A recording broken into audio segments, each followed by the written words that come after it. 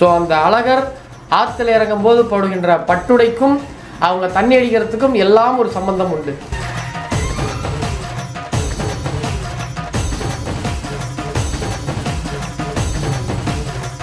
அதில் நல்லா கவனித்து பார்த்தீங்கன்னா பச்சை பட்டுடை எடுத்தனா அந்த வருஷம் விவசாயம் சிறப்பாக இருக்கும், அதிகமாக சிறப்புகள் இருக்கும்.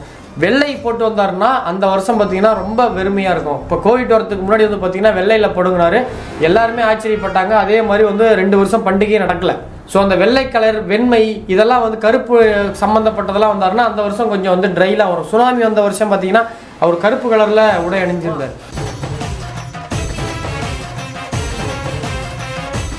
வணக்கம் சூரியன் எஃப்எம் நேயர்களே, நான் உங்கள் ஜோதிடர் சேலம் பாலாஜிஹாசன் பேசுகிறேன். மதுரை சித்திரை திருவிழாவை பற்றி சில விஷயங்கள் நாம் பகிர்ந்து கொள்ள போகிறோம், வாருங்கள்.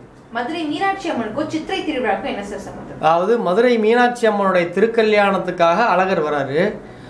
அழகர் வந்து மானசீகமாக திருமணத்தை நடத்தி வைக்கிறார். அரூபமாக வரும் பொழுது மக்கள் வெள்ளமாக அவரை வர விடலை. சந்தோஷத்தில் அங்கங்கே மண்டகப்படி போட்டு வர இடத்துக்கெல்லாம் அன்னதானம் போட்டு அவரை அங்கங்கே சிறப்பிச்சு கல்யாணத்தை தாண்டி தான் அவர் வரவுறாரு. அப்புறம் தான் அவர் அழகர் ஆற்றுல இறங்கிட்டு திரும்ப 3 நாள் அங்கங்கே தங்கியிருந்து திரும்ப கோயிலுக்கே போகிறார். ஸோ சித்திரை திருவிழா நடக்கிறதுக்கு காரணமே மீனாட்சி அம்மன் தான். சொக்கநாதர் மீனாட்சி திருமண கல்யாணத்துக்காக தான் அழகரே வராரு. அழகர் வரது ஆற்றுல இறங்குறதுனால தான் திருவிழாவே ஆனது. ஸோ மீனாட்சி அம்மனுடைய கல்யாணத்தை பார்க்க தான் அழகரே வராரு. கள்ளழகர் சிறப்பு அலங்காரத்துல இருக்காங்களா, அதை பத்தி கொஞ்சம் சொல்லுங்க. அந்த அழகருடைய வரலாறு என்பது வந்து பாத்தீங்க அப்படின்னா, யமதர்ம ராஜா ஒரு ஒரு வகையில அவருக்கு ஒரு சாபம் ஏற்பட்டுருது. அதுக்காக அவர் தவளையா பிறக்கிறார். அப்பொழுது வந்து அழகர் கால் மிதிச்சு தான் வந்து அவருடைய பாப விமோச்சனம் அடையணுன்றது விதி. அதற்காக அங்க வந்து ஒரு முனிவர் வந்து விரதம் இருக்கிறார். அது நோபுர கங்கையுடைய கோயில்ல முனிவருக்கு சிலை இருக்கு. அந்த முனிவருடைய தவத்தின் காரணமாக அழகர் வரார், காட்சி தரார். அவர் என்ன சொல்றாருன்னா, இந்த பூலோகத்துல அதாவது மேலோகத்துல வந்து பாத்தீங்க அப்படின்னா வைகுண்டத்துல பெருமாள் இருக்காரு, அவர் கூடி முக்கோடி தேவர்கள் இருக்காங்க. அந்த மாதிரி இந்த பூலோகத்துல ஒண்ணு வேணும், நீங்கெல்லாம் இருக்கணும், எல்லா முக்கோடி தேவர்களும் இருக்கணும் அப்படின்னு சொல்றதுனால அதை ஏற்று அழகர் அங்க காட்சி தரார். அங்க இருக்கிறார். அந்த மலையே வந்து பாத்தீங்கன்னா அழகர் மலையே வந்து பாத்தீங்கன்னா அது வந்து ஒரு 30 முக்கோடி தேவர்களுடைய மலைன்னு தான் சொல்லுவாங்க. ஸோ அவ்வளோ ஒரு சிறப்பை பெற்றது அந்த மலை. மேலே வந்து பார்த்தீங்கன்னா நோபுர கங்கை இருக்கும். அந்த தண்ணியில் ஒரு சுனை நீர் வரும். அது எப்படி எந்த ஒரு அக்னி நட்சத்திரத்தில் வெய்ய காலத்தில் கூட வற்றாமல் வந்துட்டு இருக்கும். அந்த நோபுர கங்கையில் குளிக்கும் பொழுது அவ்வளோ மருத்துவ மகம் வாய்ந்தது. அந்த காலத்தில் ஸ்கின் டிசீஸ் யாருக்கா வந்தது, நாட்பட்ட நோய்னா அங்கே போய் குளிச்சுட்டு வந்தால் சரியாயிடுவாங்க. அந்த அளவுக்கு ஒரு மகத்துவம் வாய்ந்தது. அந்த முனிவருடைய அருளால் தான் கீழே வந்து அழகர் வந்து தோன்றியிருக்கார். அந்த அழகர் அப்படியே கோயிலிருந்து வராரு. எங்க குளிக்கிறதுக்காக கல்யாணத்துக்காக வராரு. பட் கூட்டங்கள் தள்ளி கல்யாணம் முடிஞ்சு போயிடுது. அவர் வர வர வர வர மண்டகப்படின்னு சொல்லி ஒவ்வொரு இடத்துலையும் சாப்பாடு அன்னதானங்கள் போட்டுக்கிட்டே இருப்பார். அங்கங்கே அவர் ஒரு 2 நிமிஷம் 5 நிமிஷம் 10 நிமிஷம்னு தங்கி அந்த கூட்டத்தோட கூட்டமாக வந்துக்கிட்டே இருக்கார். வந்து கிட்ட வராரு. அந்த கிட்ட வந்ததுக்கு அப்புறம் நீங்க நல்லா கவனிக்கலாம், செய்திகள்ல நீங்க படிப்பீங்க. அழகர் பச்சை பட்டுடை அணிந்து ஆற்றில் இறங்கினார், அழகர் சிவப்பு வண்ண பட்டுடை அடிந்து ஆற்றில் இறங்கினார். நீங்க நினைக்கலாம், இது என்னடா இது ஒரு ஆச்சரியம், என்ன இது வந்து ஒரு பச்சை ட்ரெஸ்ன்றது இவங்க பாட்டு ஐயர் குருக்கள் போடுறது தானேன்றீங்க. அப்படி கிடையாது. அழகர் தனக்கு என்ன ட்ரெஸ் வேணுன்றதை அவர் தேர்ந்தெடுப்பார். நீங்க நல்லா கவனிச்சிங்கன்னா, அழகர் ஆற்றுல வரங்கிற அன்னைக்கு காலையில அன்னைக்கு அவருக்கு உடை மாற்றம் செய்யும் பொழுது அது வந்து ஒரு பாக்ஸ் வச்சிருப்பாங்க. அதுல மொத்தம் ஏகப்பட்ட கலர் இருக்கும். வெள்ளை, சிகப்பு, மஞ்சள் அப்படின்னு எல்லா விதமான வண்ணக்கண்களும் கட்டி போட்டிருப்பாங்க. அன்னைக்கு அந்த இதை வந்து குலுக்கி விட்டுருவாங்க. குலுக்கி விட்டு அதை வந்து எடுக்கிறாரு பார்த்தீங்களா மூத்த ஐயர், அவர் வந்து தலையில வந்து கண்ணை கட்டிட்டு கையை உள்ள விட்டு எடுப்பார். அவர் என்ன எடுக்கிறாரோ அந்த கலர் தான் அவர் போட்டு வருவார். அதில் நல்லா கவனிச்சு பார்த்தீங்கன்னா பச்சை பட்டுடை எடுத்தனா அந்த வருஷம் விவசாயம் சிறப்பாக இருக்கும், அதிகமாக சிறப்புகள் இருக்கும். வெள்ளை போட்டு வந்தாருன்னா அந்த வருஷம் பார்த்தீங்கன்னா ரொம்ப வெறுமையாக இருக்கும். இப்போ கோவிட் வரத்துக்கு முன்னாடி வந்து பார்த்தீங்கன்னா வெள்ளையில் படுங்கினாரு, எல்லாருமே ஆச்சரியப்பட்டாங்க. அதே மாதிரி வந்து 2 வருஷம் பண்டிகையே நடக்கலை, அழகை சித்திரை திருவிழாவே நடக்கலை. ஸோ அந்த வெள்ளை கலர் வெண்மை இதெல்லாம் வந்து கருப்பு சம்மந்தப்பட்டதெல்லாம் வந்தாருன்னா அந்த வருஷம் கொஞ்சம் வந்து ட்ரைலாக வரும். சுனாமி வந்த வருஷம் பார்த்தீங்கன்னா அவர் கருப்பு கலரில் உடை அணிஞ்சிருந்தார். ஸோ அப்படி ஒவ்வொரு வருடமும் இந்த மஞ்சள்லாம் வந்து பார்த்தீங்கன்னா அணியும் பொழுது தான் அந்த ஆண்டு வந்து தங்க விலை ஏறுறது, மக்கள் செழிப்பாக இருக்கிறது, பிஸ்னஸ்லாம் நல்லா இருக்கிறது. அந்த உடைக்கும் அங்கே அழகர் போட்டிருக்க ட்ரெஸ்ஸுக்கும் ஒரு சம்பந்தம் உண்டு. அதே மாதிரி நிறைய பேர் வந்து பார்த்தீங்கன்னா தண்ணி பீச்சு அடிப்பாங்க. அந்த தண்ணி பீச்சு அடிக்கிறது வந்து பார்த்தீங்கன்னா ஒரு ஆட்டு தோலில் வந்து ஒரு பைய இருக்கும். அந்த ஆடுன்றது மேசராசி. அந்த மேசராசிக்கு சூரியன் வருகின்ற காலம் தான் சித்திரை. ஸோ அந்த மேசத்துக்கும் சித்திரைக்கும் அதிகமான ஒரு தொடர்பு உண்டு. அந்த ஆட்டு தண்ணியில் வந்து யாரெல்லாம் அடிக்கிறாங்களோ அவங்கெல்லாம் வந்து பார்த்தீங்கன்னா இப்போ எல்லாருமே அடிக்கிறாங்க. ஆனால் ஒரு 500 வருஷங்கள் 600 வருஷத்துக்கு முன்னாடி மன்னராட்சி காலத்தெல்லாம் வந்து பார்த்தீங்கன்னா விவசாயங்கள் 600 ஏக்கர் 400 ஏக்கர் 300 ஏக்கர் நிலம் வச்சிருக்கவங்க தான் வந்து இதை பண்ணுவாங்க. இவங்க எந்த அளவுக்கு அழகர் மேல தண்ணி அடிக்கிறாங்களோ அந்த அளவுக்கு அந்த வருஷம் மழை பெய்யும் அப்படின்றது ஒரு ஐதீகம். சித்திரை திருநாளோட விரதம் பத்தி சொல்லுங்க. இப்போ காலம் மாறிடுச்சு. ஒரு 100 ஆண்டுகளுக்கு முன்பு சித்திரை திருவிழான்னா சாப்பாடு வீட்டில் யாரும் செய்ய மாட்டாங்க. அன்னைக்கு யார் வீட்லேயும் அடுப்பு எரியாது. அந்த திருவிழா முடிகிற வரைக்கும் ஒரு 7-8 நாள் வரைக்கும் மண்டகப்படியில் தான் சாப்பாடு போடுவாங்க. அவங்க போட்டுக்கிட்டே இருப்பாங்க. அதில் போட்டி நடக்கும். நான் தான் போடுவேன் மண்டகப்படி, எனக்கு நிறைய பேர் சாப்பிடுவாங்கன்னு வாங்கன்னு வாசல்லேருந்து கூப்பிடுவாங்க. அதில் என்ன அதிகம்னா யாருடைய மண்டகத்தில் அதிக பேர் சாப்பிட்றாங்களோ அவங்களுக்கு அடுத்த வருஷம் தொழில் அதிகமாக நடக்கும்ட்டு. இந்த சித்திரை திருவிழாவில் விரதம் எப்படி என்னன்னா, அந்த பண்டிகை போட்டதுலேருந்து பண்டிகை முடிகிற வரைக்கும் அந்த ஊரில் இருக்கவங்க ரொம்ப சுத்தபத்தமாக இருப்பாங்க, ரொம்ப விரத முறையாக இருப்பாங்க, அசைவங்களை தவிர்ப்பாங்க. அந்த பண்டிகை முடிகிற வரைக்கும், பண்டிகை முடிஞ்ச பிறகு தான் அசைவத்தையும் அங்கே சாப்பிடுவாங்க. ஸோ இந்த சித்திரை திருவிழாவுடைய விரதங்கள் வந்து பார்த்திங்கன்னா, அந்த காலத்தில் மதுரை சுற்று வட்டாரத்தில் யாருக்கு கல்யாணம் நடக்கலனாலும் மதுரைக்கு வந்து மீனாட்சி திருக்கல்யாணத்தை பார்த்துட்டு போவாங்க. பார்த்துட்டு போனால் அடுத்த வருஷம் கல்யாணம் ஆகிடும். விரத முறைன்றது திருமணமாகாதவங்க அந்த கோயிலுக்கு போயிட்டு வரலாம். சொக்கநாதர் கல்யாணத்தை பாட்டு அழகர் ஆற்றுல இறங்கிற பாட்டு வந்தால் கண்டிப்பாக திருமணம் நடக்கும். ஸோ விரதம் என்பது அசைவ உணவு உண்ணாமல் அந்த கோயிலில் வந்து கலந்துக்கிறதே விரதம் தான். மதுரையில் இருக்கவங்க இந்த சித்திரை திருவிழாவை எப்படி செலிப்ரேட் பண்ணுவாங்க? மதுரையில் இருக்கவங்கெல்லாம் வந்து பார்த்தீங்கன்னா இது வந்து ஒரு தீபாவளிக்கு நிகரான ஒரு கொண்டாட்டம் இருக்கும். எல்லாருமே அவங்க சொந்த பந்தத்தோட வெளியூரில் இருக்க சொந்த பந்தம், மதுரையிலேயே அவுட்டரில் இருக்க சொந்த பந்தத்தெல்லாம் வீட்டுக்கு கூப்பிட்டு வந்துட்டு அன்னைக்கு காலையில் கல்யாணத்துக்கு மீனாட்சி சொக்கநாதர் கல்யாணத்தை பட்டு அங்கேவே சாப்பிட்டு திரும்ப வீட்டுக்கு வந்துட்டு கொஞ்ச நேரம் பேசிட்டு திரும்ப அடுத்த நாள் அழகர் ஆற்றுல இறங்குறத குளிச்சுட்டு திரும்ப வந்து பார்த்தீங்க அப்படின்னா அழகரோட சேர்ந்து அவங்களும் குளிச்சுட்டு அங்கே இருக்கக்கூடிய அன்னதானத்தை சாப்பிட்டு போய் 18 படி கருப்பசாமியை பார்த்து கும்பிட்டாதான் அந்த அவங்களுடைய பண்டிகை நிறைவாகும்.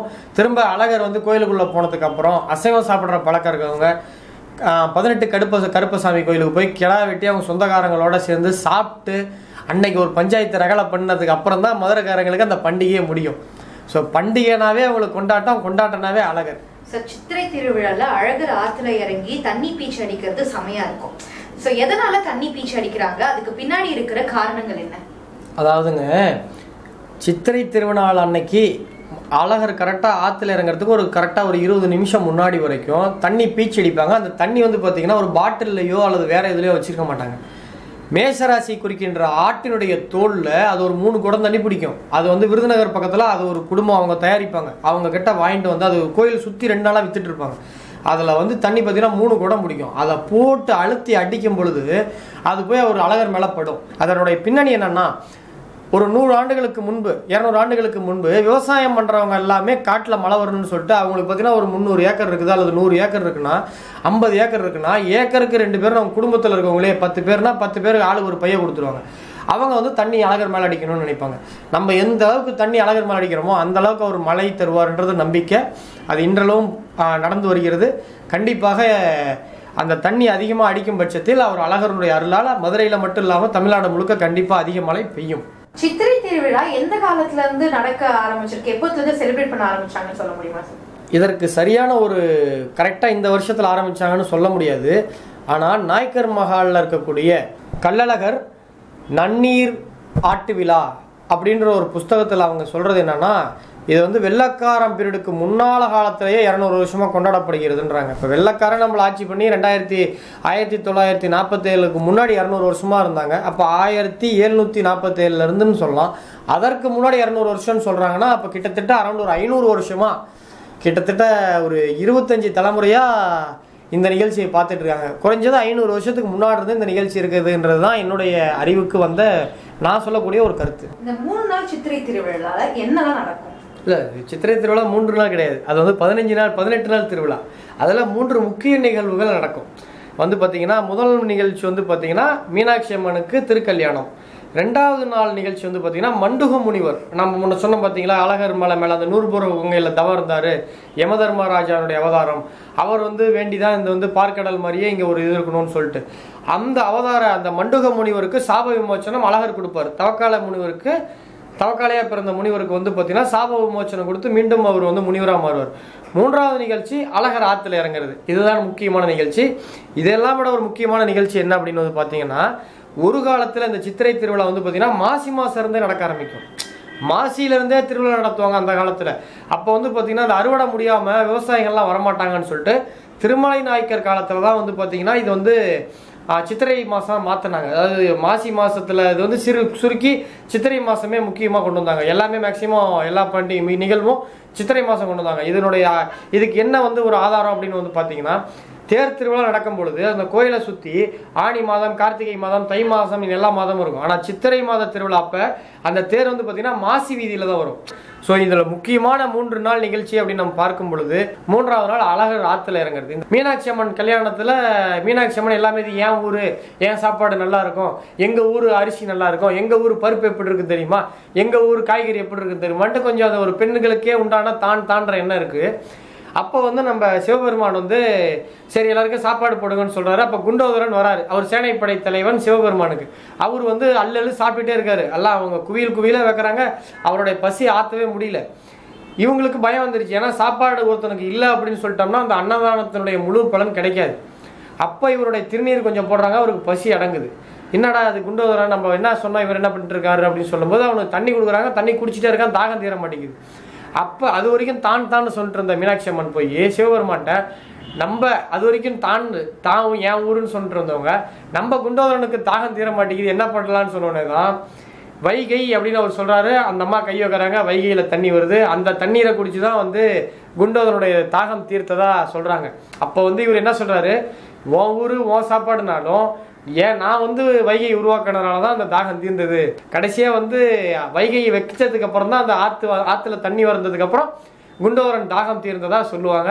சோ இதுதான் இந்த சித்திரை திருவிழாவுடைய முக்கியமான நிகழ்வு, 3 நிகழ்வு. வழங்குவோர் டாடா பிரவேஷ் கதவுகள் மற்றும் ஜன்னல்கள், இது மட்டும் போதும். Authorized distributor Indian Steel Trading Corporation, Madurai. Powered by மதுரையின் சிறப்பு சித்திரை திருவிழா, மதுரைக்கு பெருமை வாசன் கண் மருத்துவமனை, தெளிவான கண் பார்வைக்கு நாங்க இருக்கோம். இணைந்து வழங்குவோர் சித்திரை திருவிழா சிறப்பு விற்பனை, ஜென்சன் கோவில் 60% வரை தள்ளுபடி, ரயில் நிலையம் அருகில் மதுரை. பிஜி நாயுடு ஸ்வீட்ஸ் அறுசுவை உணர 6வது கிளை இப்போது மதுரை கீழவெளி வீதியில். வெள்ளையின் உன்னதம், வெண்மையின் கலை வடிவம், சில்வர் பேலஸ், மதுரை, திருமங்கலம், மேலூர் மற்றும் ராஜபாளையம். மற்றும் இந்தியாவின் அனைத்து மாநில காட்டு நாடைகள் வாங்க சிறந்த இடம் கீழமாசி வீதி, ஓம் முருகா பட்டு மஹால், மதுரை.